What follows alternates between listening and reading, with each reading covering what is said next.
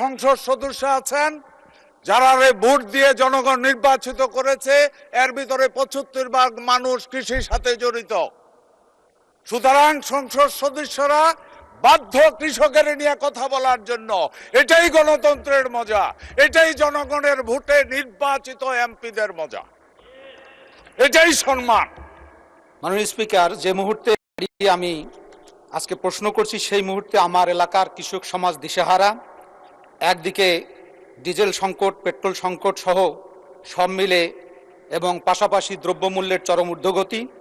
এমতো অবস্থায় মাননীয় মন্ত্রীর কাছে আমার জানার বিষয় সম্পূরক প্রশ্ন হলো যে আমার এলাকার কৃষক সমাজ দেশের চাহিদা বোঝে না, দেশের জন্য কতটুকু কি প্রয়োজন সেটি তাদের জানা নেই। এজন্য ব্যাপক ভিত্তিক যেটাতে লাভ বেশি সেটাতে তারা ব্যাপক ভিত্তিক এগিয়ে যায়।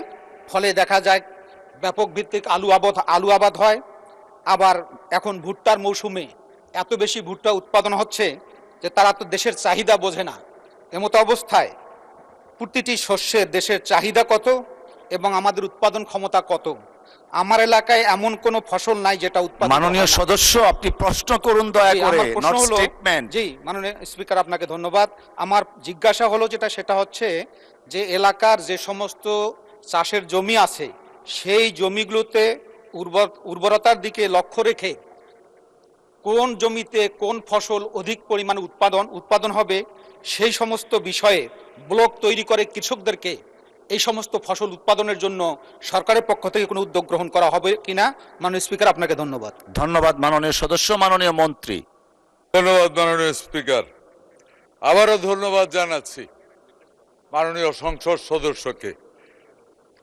একটা জিনিস মাননীয় স্পিকার খুব ভালো লাগছে, এই সংসদে সত্যিকারে গণতন্ত্র মজা পাইতেছি। দেশে ৭৫% মানুষ কৃষির সাথে নির্ভর। এখানে যত সংসদ সদস্য আছেন যারা ভোট দিয়ে জনগণ নির্বাচিত করেছে, এর ভিতরে ৭৫% মানুষ কৃষির সাথে জড়িত। সুতরাং সংসদ সদস্যরা বাধ্য কৃষকের নিয়ে কথা বলার জন্য।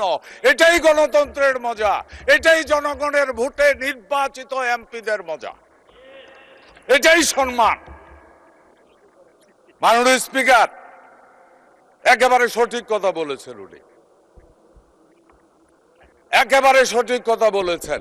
কৃষক জানে না কতটুকু উৎপাদন করতে হবে, কৃষক জানে না বাজারের সাইজ কি, কৃষক জানে না কি দামে বিক্রি করতে পারবে। এই জন্যই শুরু হয়েছে মাননীয় স্পিকার কৃষি কার্ড। এ কারণে কৃষি কার্ডের আবির্ভাব হয়েছে। এই কৃষি কার্ড এমন এক কার্ড, এই কার্ডের ভিতরে মাননীয় সংসদ সদস্য, মাননীয় স্পিকার, আপনার মাধ্যমে আমি মাননীয় সংসদ সদস্যকে জানাতে চাই, এই কার্ডের মাধ্যমে এই কার্ডের সব ডাটা থাকবে। এই কার্ডের মাধ্যমে রেকর্ড থাকবে যে এই কৃষক তার কতটুকু জমি আছে। 5টা শ্রেণীতে কৃষি কার্ডের রেকর্ড করা হচ্ছে, বড় কৃষক থেকে প্রান্তিক কৃষক পর্যন্ত।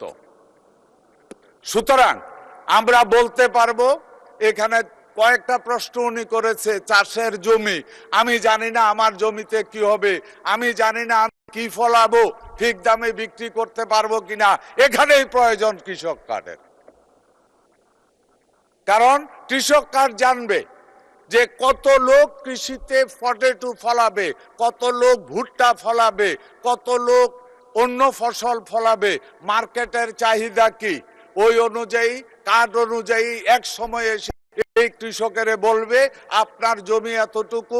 প্রত্যেকটা ব্লক ওয়াইজ আমাদের কৃষি অফিসার আছে, ওই কৃষি অফিসার বলবে আপনি তো ভুট্টা ফলাবেন, এতটুকু ফলান। সারা বাংলাদেশে ভুট্টার চাহিদা এত লক্ষ হেক্টর চাষ হয়ে গেছে, আর আপনার এর জন্য এত হেক্টর বাকি আছে, এটা আপনি উৎপাদন করলে।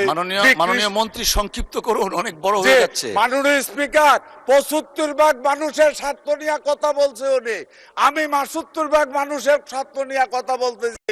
মাননীয় স্পিকার, এই সংসদে চালাইতে বহুত টাকা খরচ, কিন্তু মেজরিটি লোক ওই 75 ভাগ। মাননীয় স্পিকার, একটু সময় দেন, দেশের উপকার হইতেছে, কৃষকের উপকার হচ্ছে। এই কৃষকের অর্থনীতি শক্তিশালী হইলে, কৃষকের মেরুদণ্ড শক্তিশালী হইলে দেশের মেরুদণ্ড শক্তিশালী হবে। মাননীয় স্পিকার, ধন্যবাদ। মাননীয় স্পিকার, বক্তব্য যেটা আসছে সেটা হলো এই, হ্যাঁ, এটার জন্যই কৃষিকাজ আগামী দিনে যা হবে, কৃষক কি উৎপাদন করবে, কাদের মাধ্যমে তা কন্ট্রোল হবে, কৃষক যা উৎপাদন করবে তার বিক্রির নিশ্চয়তা থাকবে। সুতরাং কৃষক ন্যায্য মূল্য পাবে, উৎপাদন নিয়ে টেনশন করার কিছু প্রয়োজন হবে না। ধন্যবাদ মাননীয় স্পিকার, আপনার মাধ্যমে ধন্যবাদ জানাচ্ছি মাননীয় সংসদ সদস্যকে। ধন্যবাদ মাননীয় মন্ত্রী, ধন্যবাদ।